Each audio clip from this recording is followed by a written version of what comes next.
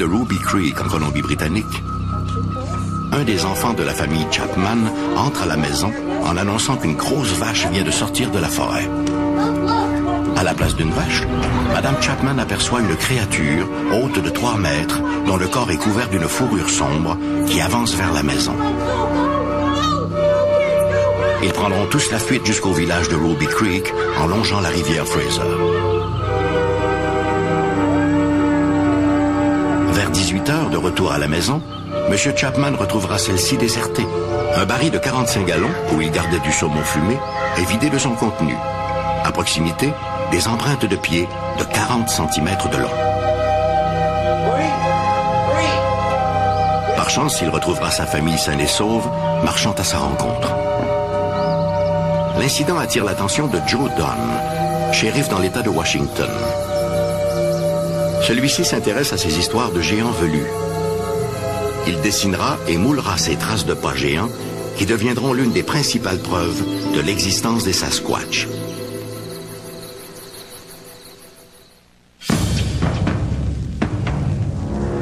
En 1967, Roger Patterson et Bob Gilman capturent ces images qui nous prouvent l'existence de ce que les Amérindiens appelaient le Sasquatch. Le film a été étudié par une foule de scientifiques qui ont conclu que cette créature était bien réelle. Mais il est vrai aussi qu'il y a eu de nombreuses affirmations contraires. Néanmoins, pour l'heure, toutes les études menées sur le film s'entendent à dire qu'il s'agit bel et bien d'un Bigfoot. Bigfoot pour certains, Sasquatch pour d'autres, le mythe semble devenu réalité. Si le nom de la créature diffère, la description qu'en ont fait les témoins est toujours la même, peu importe l'endroit où l'on se trouve. Le phénomène du Sasquatch est très intriguant. On le retrouve à peu près dans toutes les provinces canadiennes et dans presque tous les États américains.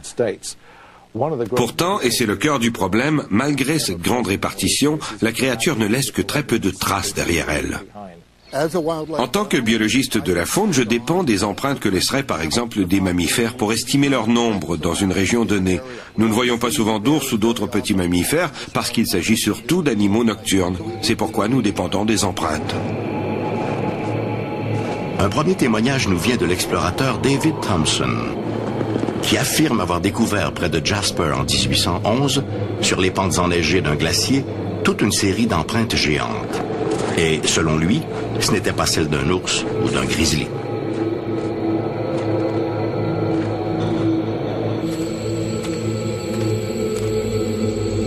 Mais depuis ce temps, tous les cas rapportant des traces de pas géants n'ont pas toujours été dignes de foi, car nombreux sont ceux qui ont cherché la gloire et la popularité en créant eux-mêmes ces pieds géants sculptés dans des plaques de bois.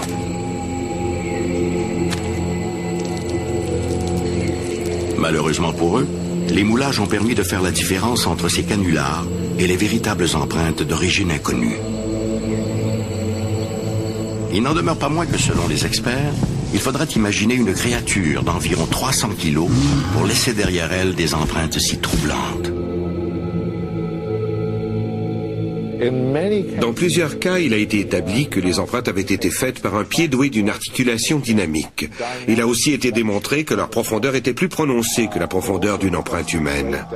On a aussi observé sur de nombreuses empreintes des marques de poussée et un bris dans l'ossature de l'arche du pied. Tous ces détails indiquent que ces traces n'ont pas été faites par des hommes. Nous n'avons pas ce genre de bris dans l'arche du pied, comme celui visible sur certaines empreintes de Sasquatch.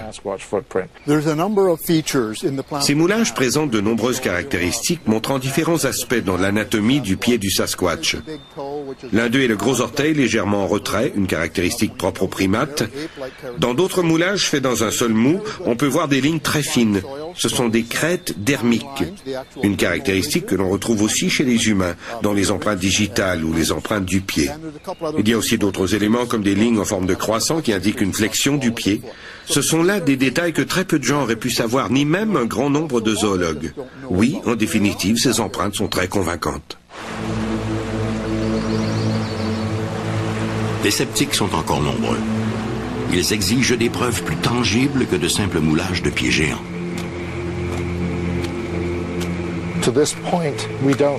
Pour l'heure, du moins à ma connaissance, nous n'avons toujours pas de preuve ADN du Sasquatch.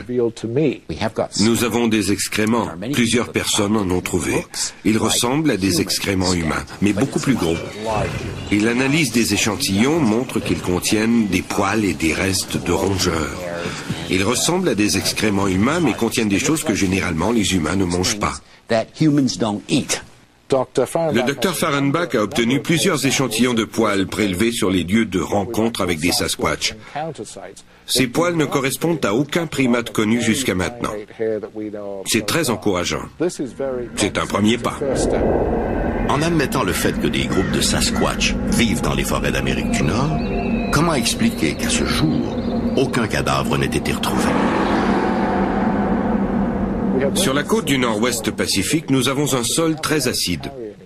Il y a aussi tout un lot d'animaux charognards. Cela va des petits rongeurs comme les souris ou les mulots, aux plus grands prédateurs comme les loups, les coyotes ou les ours. Ces animaux dévorent les carcasses. En très peu de temps, il ne reste plus rien. Je n'ai jamais rencontré un seul chasseur d'ours qui disait avoir vu une carcasse d'ours, même après avoir passé 20 ou 30 ans à chasser. Nous ne savons pas non plus si les Sasquatch n'ont pas des rites pour disposer de leurs morts. Nous ne trouvons pas de Sasquatch parce que personne ne les cherche vraiment. Si vous survolez le Canada et vous regardez par les hublots, vous verrez qu'il y a des milliers de kilomètres carrés où il n'y a absolument rien. Il n'y a personne. Personne pour chercher. À la base, la situation est simple. On ne trouvera jamais le Sasquatch si personne ne le cherche. Et je parle ici d'une recherche intensive. Jusqu'à ce jour, le refus de la communauté scientifique de s'intéresser à la possible existence du Sasquatch est-il réellement justifié par la faiblesse des preuves ou par la force des préjugés?